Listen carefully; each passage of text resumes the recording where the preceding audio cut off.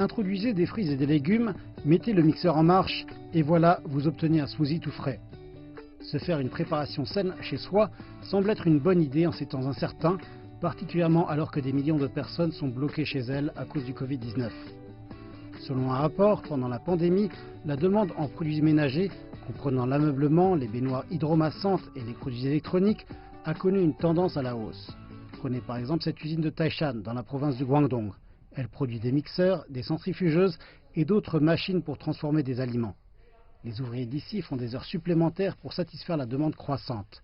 La direction de l'usine pensait tout d'abord que leur production subirait les impacts dévastateurs du coronavirus. Et ils ont en fin de compte choisi de ne pas embaucher ni amener de main-d'œuvre supplémentaire tout en poursuivant leur plan pour accroître leur ligne de production. Mais avec cette augmentation inattendue de la demande, à présent l'usine a des commandes programmées jusqu'en mai 2021. 100% est principalement pour les ventes en ligne et pour ce qui est des ventes hors ligne, comme dans les centres commerciaux électroniques, il y a une baisse des ventes. Au total, nous avons une hausse de plus de 68%. C'est un volume énorme. Nous sommes tellement surpris, vous savez. Selon l'administration générale des douanes, les exportations de la Chine ont augmenté de 21% en glissement annuel à 268 milliards de dollars en novembre, ce qui est le rythme le plus rapide depuis mars 2018. Les équipements de protection individuelle et les produits ménagers figurent parmi les plus importants contributeurs aux exportations. S'agissant des raisons de la demande continue des clients étrangers, hormis les prix plus bas des produits chinois, Madame Liang explique que les compétiteurs étrangers de son entreprise sont toujours entravés par les mesures de contrôle épidémiques. Cependant, même avec une demande croissante ici à Taishan, les entreprises ont toujours du mal à dégager un profit. Le manque d'ouvriers et la hausse des coûts de matières premières se révèlent être des obstacles importants.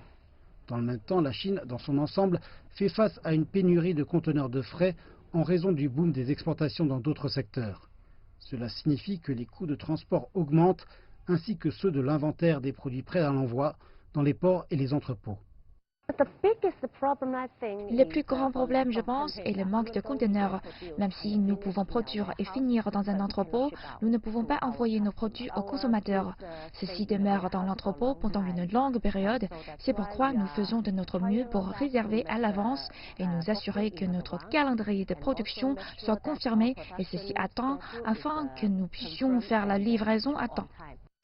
Toutefois, pour le moment, il va s'agir de jongler avec la réception des nouvelles commandes et la gestion des obstacles en Chine, avec pour objectif de revenir aux affaires, et ceci d'une manière profitable.